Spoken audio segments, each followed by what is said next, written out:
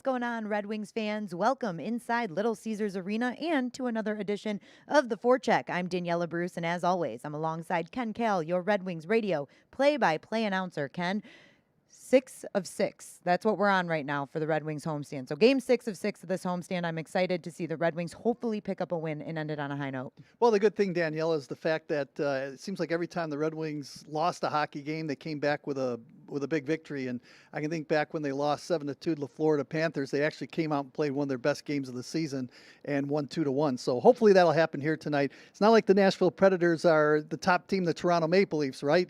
It's an opportunity for the Red Wings to cash in and rebound tonight. Definitely a winnable game for the Red Wings. We want to see them pick up 2 points tonight. And there were some roster moves this morning, some surprising, maybe not so surprising for others. Franz Nielsen was sent down to the taxi squad, and Danny DeKeyser and Matthias Brome were pulled up. So, Ken, what do you make of this? Franz Nielsen has been in the lineup all season, and now they're finally going to try something else. What do you think of this move?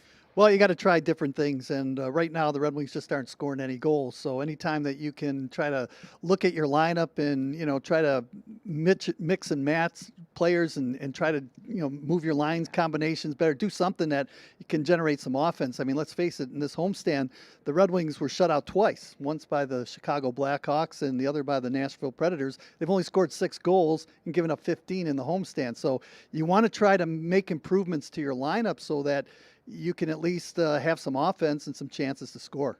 Ken, I think the question a lot of fans are asking, and hey, I find myself asking sometimes, is when are we going to see Evgeny Svechnikov? He's been on the taxi squad for a while now. Do you think he's going to get an opportunity on this Red Wings team? Sooner or later, he is, Daniela. And, he's a big body out there, Svechnikov, and, he can work the corners, and he adds that physical element to the Red Wings organization and to the line that he's playing on. The question right now is I know the coaching staff wants to put him in the lineup, but, they're just waiting for the right opportunity. Maybe tonight's not the right opportunity, but sooner or later, he'll get his time and he'll get a chance to prove himself. Coach Blashill did say that it's a day-to-day thing. Right now, he's, like you said, Ken, he's not going to play tonight, but that doesn't mean he's not going to play in the next game or the game after that. It's a day-to-day thing. But Evgeny Svechnikov has been battling injury for a long time, so they definitely want to make sure that he's ready to go and NHL ready. That's a big step. Well, it certainly is. And the thing about Evgeny Svechnikov is he's aching to come back in there and play. He wants to perform. He wants the opportunity to show the coaching staff what he can do. But the coaches, they work with these players each and every day. If anybody knows if the player is ready or not ready to play, it's the coaching staff. So you look at them, and when he's ready to go, he'll be in the lineup. Yes, patience, everybody, patience. We'll see Evgeny Svechnikov get his opportunity when the time is right. Now we're going to take a look back at Tuesday night's game. As we mentioned, the Red Wings are coming off a loss to Nashville, and it was another tough loss. In the first period, the Red Wings played really great defensively, and Jonathan Bernier, what more can we say about him, Ken? He has given the Red Wings a chance to win every single game that he's played in. Again, that was a turnover out at center ice, and in this league, you can't turn the puck over in the neutral zone, and Tolvanen comes in with a great opportunity to score. But yeah, Bernier kept the Red Wings in. He made some big saves in the first couple periods. Yeah, he really did. And as I mentioned, the defensive effort as a whole was there. We know that the Red Wings are struggling offensively, but Nashville also struggling offensively, especially in this game. Here's a look at the second period and what we thought was a goal from Philip Forsberg. A beautiful goal, by the way, if it would have stood, but Coach Blashill would use his coach's challenge on this play, and there would be goaltender interference. Yeah, Michael Granlund actually hit Bernier's pad with his skate, and that impeded Bernier from going from his right to his left to be in position to make the save. I thought it was a good call, and a good call by the coaching staff to point it out. We head into the third period, still knotted at zeros, and the Red Wings would give up 2 power plays in the period. There's the first one for Nashville, and that was Philip Forsberg. He gets that goal right back. Daniela, he was the player that we were talking about you got to keep an eye on, and certainly in big-time situations, he comes through. He scored a lot of goals and gets a lot of points in the third period this year, and that was a huge goal. Turned out to be the game-winning goal. And here's Eli Tolvanen, with a great shot. He's a rookie. That was a setup perfectly. And you see Forsberg really got all 3 of the Red Wings penalty killers, or should I say 3 of the 4, to bite on his side before making that pass. Yeah, and he was wide open, and that was a goal scorer's goal right there. He picked the corner of the net, and that was a good goal. And unfortunately for the Red Wings, they took 2 penalties in that third period, ended up costing them the game. All right, Ken, I don't want to harp on this, but we're going to harp on this. Special teams and the Red Wings power play, it was the deciding factor in that game. The Red Wings were 0 for 1. Nashville was 2 for 4. Yeah, and the penalties that the Red Wing took, especially the one by Nemesnikov, it's in the third period you can't take penalties like that. He actually kind of tackled the guy and brought him to the ice, and you have to play a little smarter. And when you're in the hockey game still, you're down 1-0. You have almost 75% of the period left. You have a good opportunity at least try to tie the game and send it into overtime. You can't take minor penalties. And the penalty kill hasn't been superior for the Red Wings over the last 4 games. They've given up a power play goal in each one of the last 4 games.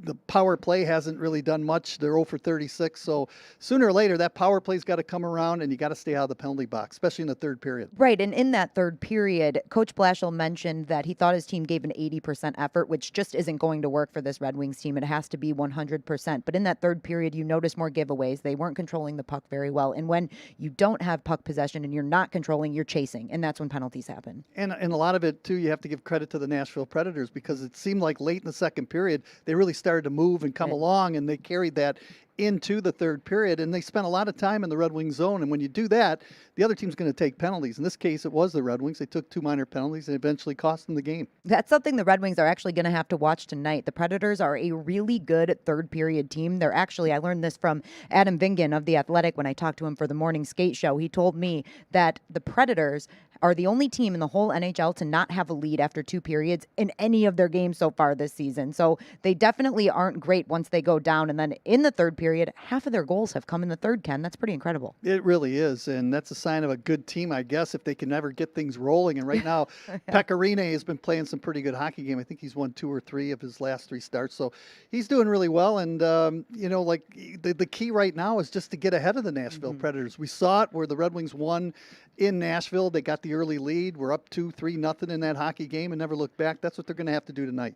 Ryan Johansson also returned to the lineup for the Nashville Predators on Tuesday night. He hasn't found the score sheet very often this season. He has just 4 points, and all 4 of those were assists. But he is somebody that the Nashville Predators, you notice his presence out on the ice. They were 2-5 in the 7 games that he missed. Yeah, the thing about Ryan Johansson right now, though, Daniela, is that it's going to take him a couple of games to get to back where he was before he was injured. And I guess that's good news for the Red Wings. And hopefully it'll be after the game tonight that he'll find his scoring touch. But again, he's a really good player, lead hockey player. He's drafted high by the Columbus Blue Jackets, came over here to Nashville and has found a home. And going back to Philip Forsberg, we've already talked about him a little bit and the impact that he made on Tuesday night. He now is on a 6-game point streak against the Detroit Red Wings and has 17 points in 18 games. He is the offensive leader for the Predators, and he seems to be involved in every scoring play, every scoring opportunity. He is there. He's a finisher, I'll tell you that. I mean, just by watching him play in 3 games already this season, 2 in Nashville, 1 here in Detroit, you can just tell that when he gets an opportunity, he's going to put the puck in the net and he'll bury his chances. That's how good of a player he is. And if the opportunity isn't there, he's got good vision on the ice where he can see his teammates. And we've seen some unbelievable plays by him so far in the series. Let me ask you this, Ken. We talked a little bit again in the morning skate show about the fact that Philip Forsberg has found himself in some trade rumors lately. The trade deadline is quickly approaching, and just the stats that we just listed off, how great he is for Nashville. Can you see them actually dealing Philip Forsberg come the trade deadline? The way he's playing right now, no, I don't think that they would really want to trade him at all. And the thing about trades is if you start trading away your better players, you're hoping to get a better player than Forsberg in return. I don't know if that's really possible. I mean, you've got a guy already that's one of your leaders offensively. Why do you want to get rid of him? So there can be rumors all along, but the way he's playing right now, I don't think they can trade him. I don't think so either. And this came from Elliot Friedman. He tweeted that there were 3 untouchables on the roster, and Philip Forsberg was not one of those players. I believe it was Pekka Rinne, Roman Josi, and then Ryan Ellis as well, and caused some rumors to be started. But if he keeps this up, there's no way they can trade him. No, not at all. And, that's like with Steve Yzerman playing in Detroit, I mean, would you trade him? No, you're not going to trade him. You're not going to trade Philip Forsberg either. I mean, he's your offense. Yeah, he has been. So how do you replace a guy like that? I mean, it's impossible almost. It is. And we'll wrap this up, Ken, with talking about the goaltending matchup that we will see tonight. It looks like we are going to see Jonathan Bernier again for the Red Wings and Pekka Rinne again for the Predators. Pekka Rinne, it's an interesting story with him because we saw a lot of UC Saros at the beginning of the season, and even in the Edmonton bubble in the playoffs, we saw UC Saros and thought maybe the torch was being passed, but Pekka Rinne, it's old reliable, isn't it? Yeah, and those veteran goaltenders, they want to play and he's got over 300 wins in his career. Picked up his 59th shutout against the Red Wings there the other night. And it's one of the things about those cagey veterans. Like, they see the youngsters wanting to take their job away, and it's like, I'll show you what's going to happen. You're not going to take my job away. And that's just the way they perform. And Pecorine certainly has played better over his last several games. And the thing about Jonathan Bernier, too, he's made some great saves in net for Detroit. And he's been peppered. 72 shots that they fired at him in his last 2 hockey games. And he's made some really big saves. And all he has to do is make those saves to keep the Red Wings in the game, which he did until that third period. And that's when the power play really hurt him. So we've seen a rotation of Jonathan Bernier and Thomas Greiss up until recently. This will be the 3rd straight game that we see Jonathan Bernier, at least that is the projected lineup. Is there something that Thomas Greiss is doing wrong, or is this more of just riding the hot hand? I think it's riding the hot hand. I mean, you look at Greiss, he's been okay in goal for the Red Wings, Daniela, and you look at his record, and I've said it all along, he's played a lot better. He just hasn't gotten any goal support, and Bernier didn't get any goal support in the last hockey game either. So, you start scoring those goals, and the power play starts coming around, you'll win more hockey games, and the records will go up for the goaltenders as well. And Ken, we're hoping the Red Wings can come out victorious in this one. They play good in the second game of these 2-game series. So hopefully we will see a solid Red Wings performance tonight. And guys, make sure you're tuning into the game. You can catch it on Fox Sports Detroit. Puck drop is 7:30. The pregame show will start at 7, or you can tune in to 97.1 The Ticket and listen to your very own Ken Kal. Ken, I know you don't get a chance to look at Hockeytown Home Ice because you're a little busy during the games. You have an excuse. You have an excuse. But Hockeytown Home Ice, it's great. You've got to download the Home Turf app and you get the in-game experience. So you'll see myself, Art Regner, and Carly Johnston talking during intermissions. We've got a lot of special things happening tonight to honor Black History Month. So it's going to be a great experience. And the best part, the very best part, is that you will have a chance to win a pair of tickets to a Red Wings game this season if you answer our trivia questions, play our game. So build up your points and you have a chance at those tickets. You'll definitely want to tune in. Again, that's Hockeytown Home Ice via the Home Turf app. Thank you all for tuning in to the Forecheck today. We really appreciate it, and we'll see you next time.